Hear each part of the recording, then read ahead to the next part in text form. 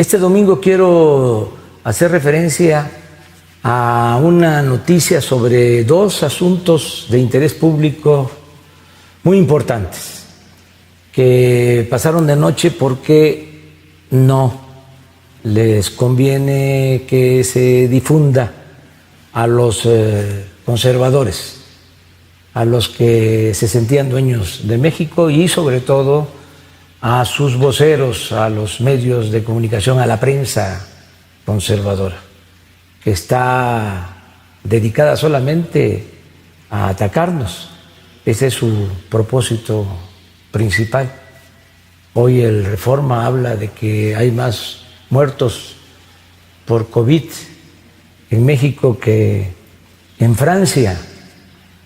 Esa es su nota principal. Pues sí, nada más que la población de España, de Francia, es menor a la de México. En el caso de España, ellos tienen 46 millones de habitantes. Nosotros tenemos 126 millones de habitantes. Si vemos los fallecidos por millón de habitantes, pues en España, desgraciadamente, han muerto casi 3 más que en México. Por cada uno que ha fallecido en nuestro país, casi han fallecido 3 por COVID en España.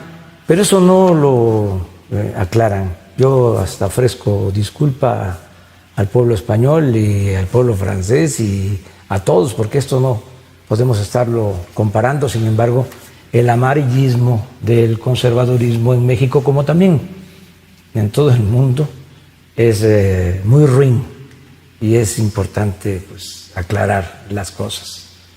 Lo mismo acerca de la recuperación económica, vamos avanzando, vamos bien, poco a poco. Pienso que nos vamos a recuperar pronto, que se va a reactivar nuestra economía, que se van a generar los empleos que se requieren y que se va a beneficiar a la gente, tanto a trabajadores como a empresarios y a quienes se buscan la vida en la economía informal. También el tema de la violencia, vamos avanzando, eso tampoco lo atienden mucho los de la prensa conservadora, porque el foco de violencia más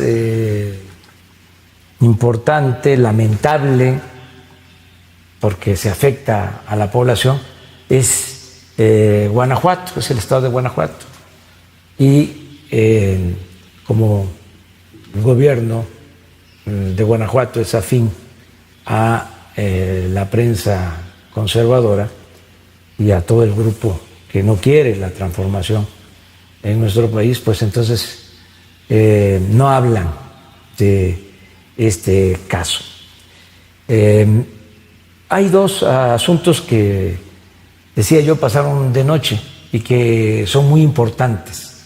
Uno, el que tiene que ver con la extradición del señor Lozoya, el exdirector de Pemex.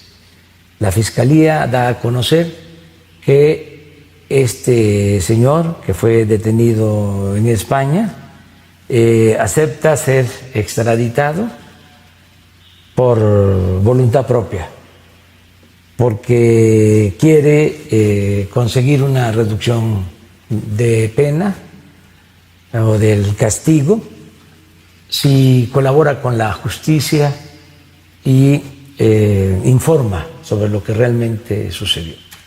Este es un tema importantísimo.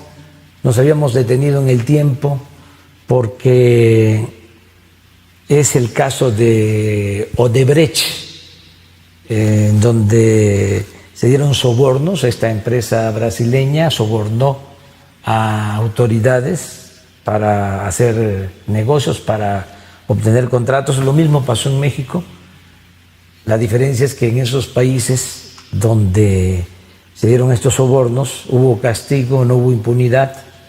Incluso están en la cárcel todavía presidentes de algunos países, funcionarios, otros andan prófugos, y aquí en México no había sucedido nada por el contubernio y por la impunidad. Al venir este señor, al regresar este señor y ofrecer que va a hablar sobre este tema, pues es algo muy importante, sobre todo para sanear, para limpiar, para purificar la vida pública, porque el principal problema de México, yo digo la peste más funesta que ha afectado a México, es la corrupción. Entonces, va a ser muy interesante el que este señor dé a conocer cuánto dinero se recibió, cómo se distribuyó el dinero, tuvo que ver parte de ese dinero con compras que se hicieron, como la empresa de fertilizantes que se compró cuando menos a $200 millones más de su precio real. Entonces, ahí sí se termina la investigación, además de dar a conocer quiénes recibieron dinero, porque esto se da precisamente cuando se aprobaron las llamadas reformas estructurales, sobre todo la reforma energética, es cuando se dan estos sobornos. Entonces, además de que tenemos derecho los mexicanos de conocer toda la verdad para que no se repitan estos hechos de corrupción vergonzosos, también podemos recuperar algo de lo que se llevaron, porque en el caso de la planta de fertilizante se habla de $200 millones que se pagaron, repito, de más. Entonces, quien tenga esa responsabilidad, ya hay un detenido por eso, va a tener que pagar, va a tener que devolver esos $200 millones al gobierno. Y este dinero va al pueblo, va al instituto para devolverle al pueblo lo robado. Entonces es una muy buena noticia. Y la otra es la declaración que también le correspondió hacer, porque es parte de sus funciones, de sus facultades, al fiscal general Alejandro Gertz Manero, acerca de que ya se tienen indicios, ya se tienen elementos suficientes para saber sobre la desaparición de los jóvenes de Ayotzinapa. Y fíjense cómo cuesta trabajo erradicar, acabar con la corrupción, porque sí permeó. La corrupción se da de arriba para abajo, pero durante todo este periodo neoliberal, que fue un periodo de pillaje, estos 36 años, la corrupción no solo se quedó arriba, por eso hay protestas hasta de aspiracionistas, de conservadores, porque ya se estaba convirtiendo en una forma de vida y se veía normal. El que no transaba no avanzaba. Entonces está todavía ahí. Estamos limpiando de arriba para abajo como se barren las escaleras, pero todavía está en el poder ejecutivo, todavía está en el poder legislativo, en el poder judicial. Fíjense, informa el fiscal que ya se tienen detenidos, acusados de ser responsables de la desaparición de los jóvenes de Ayotzinapa. Esto, si mal no recuerdo, el martes por la mañana, al mediodía. Y en la noche, uno de los acusados obtiene su libertad, el principal responsable obtiene su libertad. Un juzgado le da la libertad. Entonces se investiga de inmediato, porque era una afrenta, imagínense la burla, el fiscal dando a conocer de que se tiene al principal de los implicados en el caso de Ayotzinapa y en menos de 24 horas un juez, una juez en este caso, el juzgado le da su libertad. Entonces fue algo realmente muy grave, un atrevimiento, un desafío, una afrenta al Estado mexicano. Entonces se investiga y se descubre de que habían entregado sobornos a ese juzgado de millones de pesos para dejar en libertad a esta persona. Por esa investigación y con las pruebas suficientes se volvió a detener al presunto responsable o a uno de los responsables de la desaparición de los jóvenes de Ayotzinapa.